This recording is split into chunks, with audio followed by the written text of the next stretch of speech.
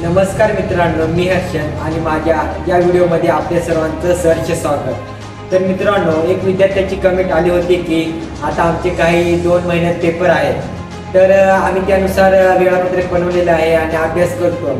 पण 1 किंवा 2 दिवस आम्ही अभ्यास त्यानुसार वेळापत्रकानुसार करतो आणि नंतर त्यानुसार अभ्यासात मन लागत नाही।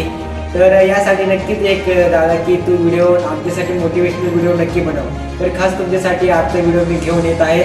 तर त्यापूर्वी माझ्या चॅनलला आपण सबस्क्राईब केलं नसेल तर सबस्क्राईब करून घ्या।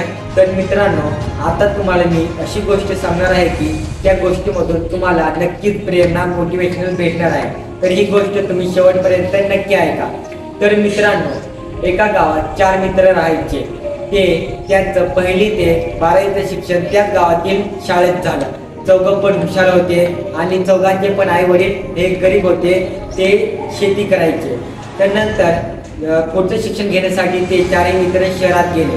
तर 3 मित्र एकच रूमवर राहायचे आणि एक मित्र हा वेगळ्या रूमवर राहायचा वेगळ्या मित्रांसोबत। तर बघता बघता काय झालं, 3 मित्र दररोज शाळेत जायचे, अभ्यास करायचे आणि सुट्टीचे दिवस ते काम करायचे, कारण त्यांना माहीत होतं की आपल्या घरची परिस्थिती नाही आहे, त्याच्यामुळे ते सुट्टीचे दिवस काम करत असत आणि ते पैसे जे कमवत असते त्या पैशाने ते रूम भाडं भरत असत किंवा शिक्षणासाठी जो खर्च लागेल त्या शिक्षणासाठी ते पैसे वापरत असत आणि ते दररोज त्यांचा अभ्यास चांगला दररोज ते करत होते।